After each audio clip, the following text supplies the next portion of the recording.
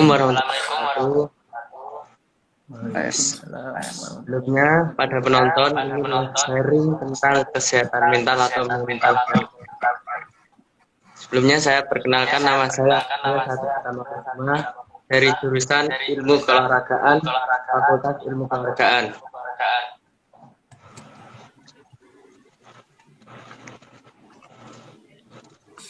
Ayo Roy. Nama saya Royan Akbar Ramadan dari jurusan Psikologi Fakultas IPA. Perkenalkan, nama saya Ahmad Fadil Murtaza dari jurusan Teknik Sipil Fakultas Teknik. Perkenalkan, saya lagi Sauda dari jurusan Sistem Informasi Fakultas IPA. Dan di sini kita akan membahas tentang kesehatan mental. Dan apakah itu kesehatan mental? Albes, tolong jelaskan.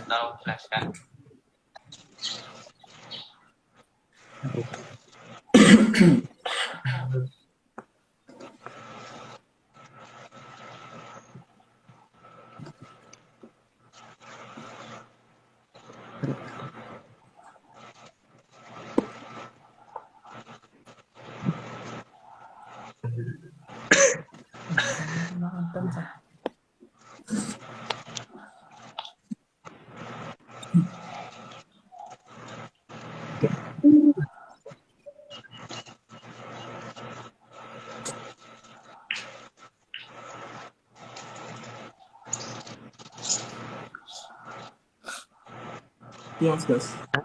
Sewimen, Bes.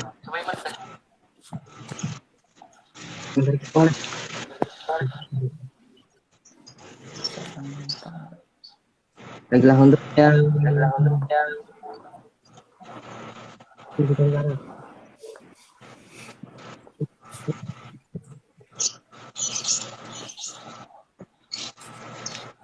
ini Mas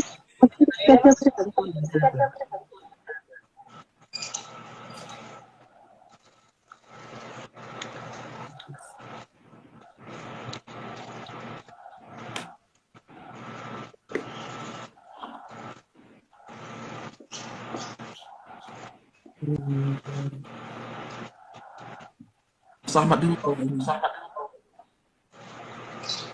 Yang jelasin.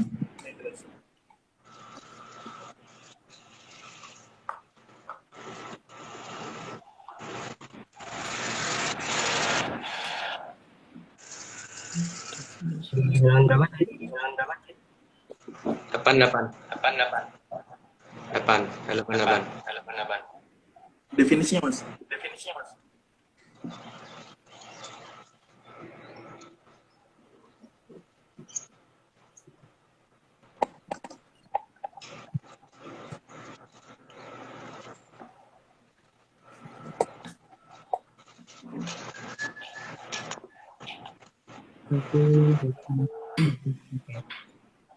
Kesehatan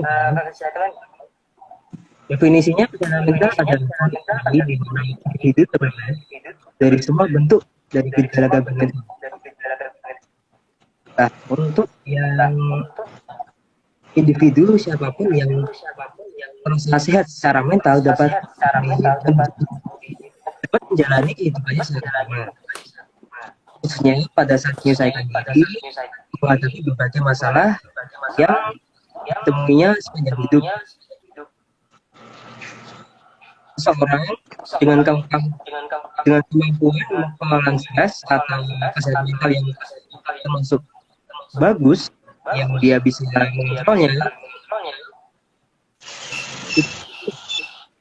masuk ke dalam aspek perkembangan seseorang tersebut, baik itu dalam fisik ataupun psikis. Selain itu, ada beberapa istilah dalam penanganan kesehatan mental. Mental hygiene, itu hygiene. Terus saya sebut,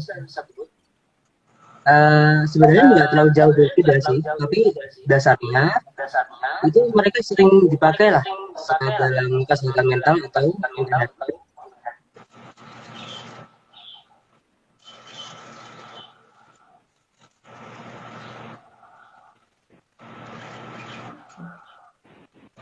Lanjut, penyebab gangguan. Silakan.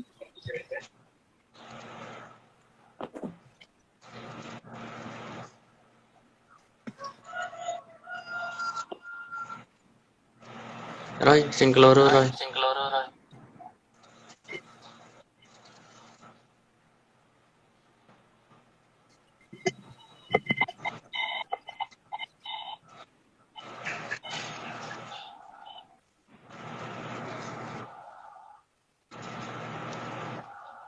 Suaranya agak kurang, Kak.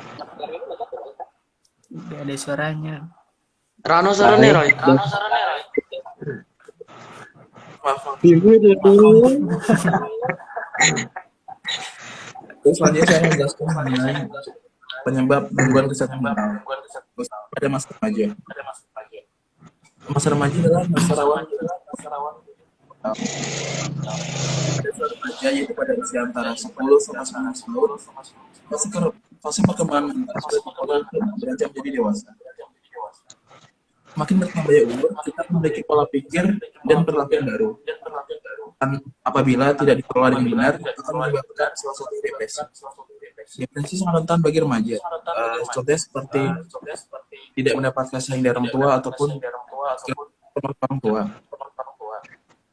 Juga akibat dari tindakan teman-temannya. Juga pelecehan seksual. Hal itu juga bisa terjadi mulai dari usia balita. Akibat dari bentuk tersebut, membuat manusia pada usia remaja menjadi mengalami ketraumaan dan sensitif. Karena segala pengaruh yang diberikan oleh orang sekitar menjadikan dampak bagi seorang diri manusia dan bisa selamanya melekat pada dirinya.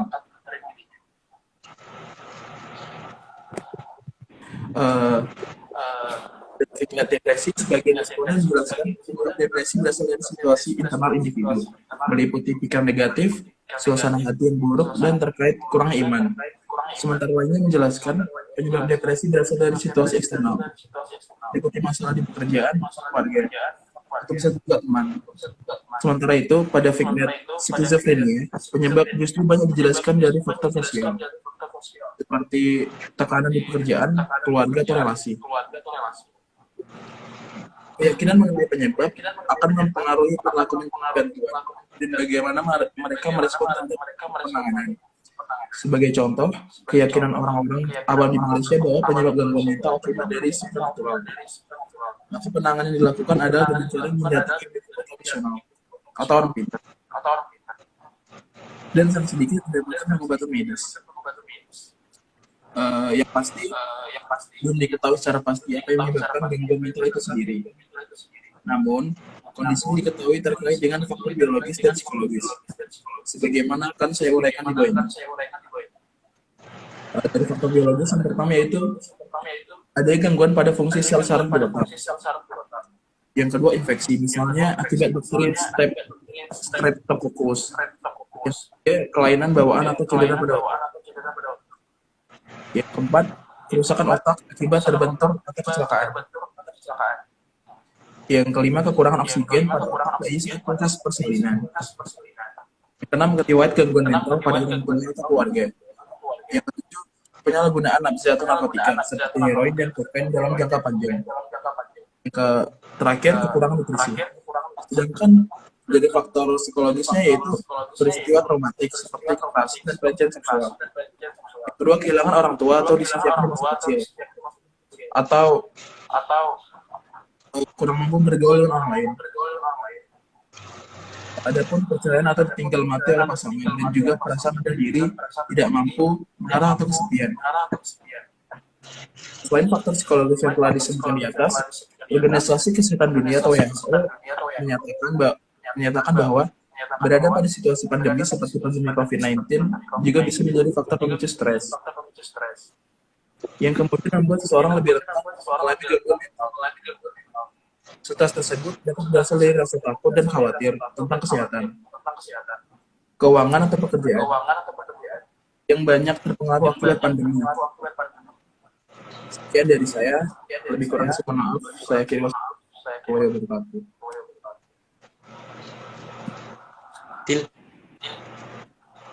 Gejala kesehatan mental.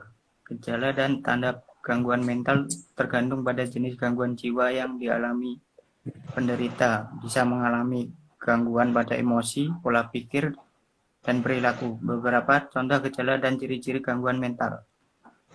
Waham atau delusi, yaitu meyakini sesuatu yang tidak nyata atau tidak sesuai dengan fakta yang sebenarnya.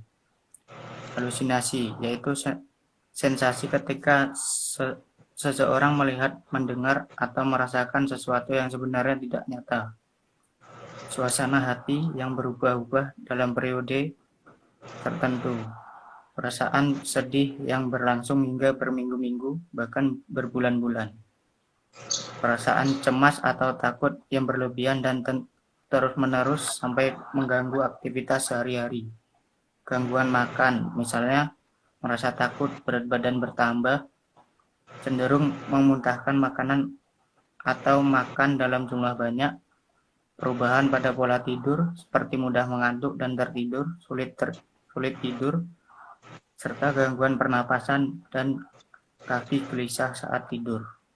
Kecanduan nikotin atau alkohol, serta penyalahgunaan nafza, marah berlebihan sampai mengamuk dan melakukan tindakan kekerasan, perilaku yang tidak wajar seperti teriak-teriak tidak jelas, berbicara, dan tertawa sendiri, serta keluar rumah dalam kondisi telanjang.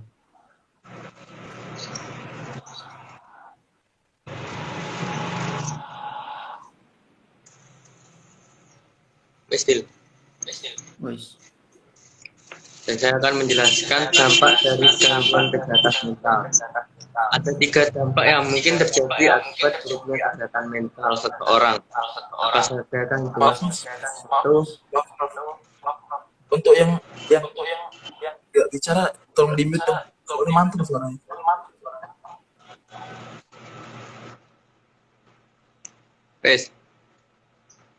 Udah.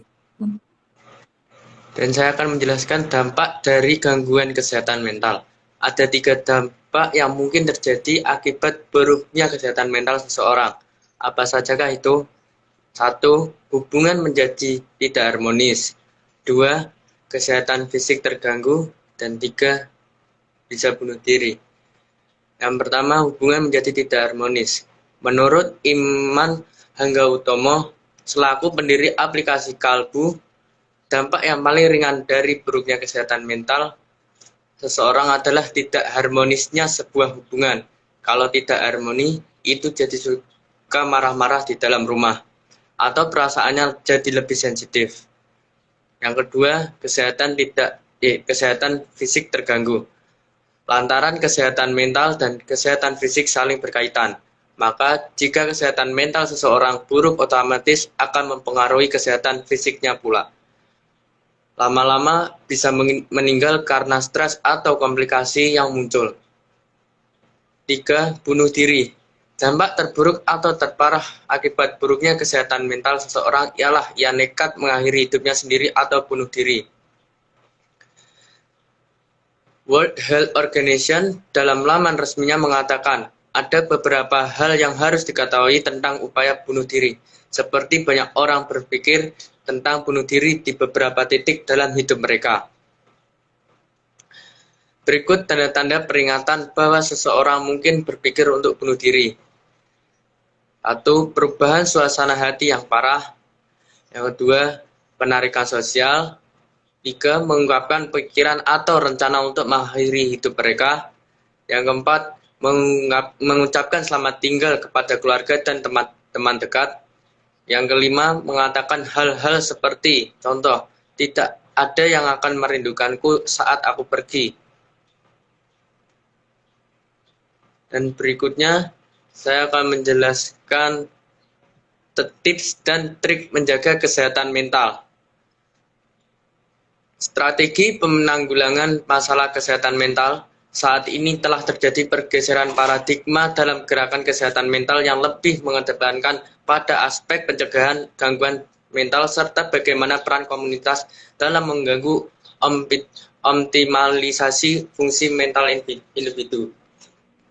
6 konsep dan pandangan terhadap kesehatan jiwa serta permasalahannya mempengaruhi penanganan mulai dari kebijakan hingga tindakan yang dilakukan. Kesehatan mental, seperti aspek kesehatan lainnya, dalam dipengaruhi oleh berbagai faktor sosioekonomi yang perlu ditangani melalui strategi komprehensif oleh berbagai faktor sosioekonomi yang perlu untuk promosi pencegahan, pengobatan, dan pemulihan dalam pendekatan keseluruhan pemerintah. Rencana aksi tersebut sebagai spesifik memiliki tujuan sebagai berikut.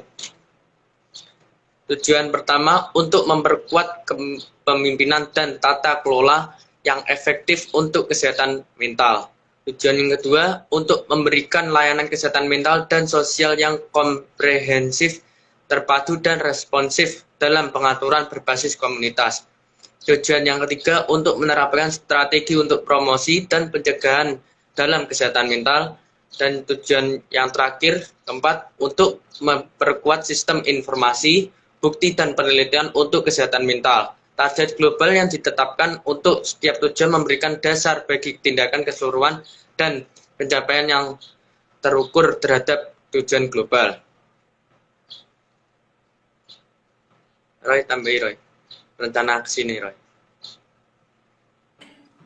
Baik, selanjutnya rencana aksi bergantung pada 6 prinsip dan pendekatan lintas sektoral berikut. Yang pertama, cakupan kesehatan universal atau universal health coverage tanpa memandang usia, jenis kelamin, status sosial ekonomi, ras, etnis, atau orientasi seksual, dan mengikuti prinsip keadilan. Orang dengan gangguan mental harus dapat mengakses tanpa risiko memiskinkan diri sendiri layanan sosial dan kesehatan esensial yang memungkinkan mereka mencapai pemulihan dan standar kesehatan tertinggi yang dapat dicapai. Yang kedua, hak asasi manusia atau human rights. Strategi kesehatan mental, tindakan dan intervensi untuk pengobatan, pencegahan, dan promosi harus dilakukan sesuai konvensi hak-hak penyandang disabilitas dan instrumen hak asasi manusia regional dan internasional lainnya. Yang ketiga, praktik berbasis bukti atau evidence-based practice. Strategi kesehatan mental dan intervensi atau pengobatan, pencegahan, dan promosi harus dilakukan berdasarkan bukti ilmiah dan atau praktik terbaik dengan pertimbangan budaya. Yang keempat, pendekatan perjalanan kehidupan atau life course approach. Kebijakan, rencana, dan layanan untuk kesehatan mental perlu pertimbangan kebutuhan kesehatan dan sosial di semua tahapan perjalanan hidup, termasuk masa bayi, masa kanak-kanak, masa remaja, dewasa, dan usia yang lebih tua. Yang kelima, pendekatan multisektoral atau multisektoral approach. Respon yang komprehensif dan terkoordinasi untuk kesehatan mental membutuhkan kemitraan dengan berbagai sektor publik seperti kesehatan, pendidikan, ketenagakerjaan, yudisial, perumahan, sosial, dan sektor lain yang relevan termasuk sektor swasta. Yang terakhir yaitu pemberdayaan orang dengan gangguan mental dan cacat psikososial. Orang dengan gangguan mental dan cacat psikososial harus diberdayakan dan dilibatkan dalam advokasi kesehatan mental, kebijakan, perencanaan, legislasi, penyediaan layanan, pemantauan, penelitian, dan evaluasi. Sekian dari saya. Roy, besok. Selesai ya? Deh. Sekian live sharing about mental health dari kami berempat. Mohon maaf kalau ada salah. Akhiri. Assalamualaikum warahmatullahi wabarakatuh. Roy Citayam.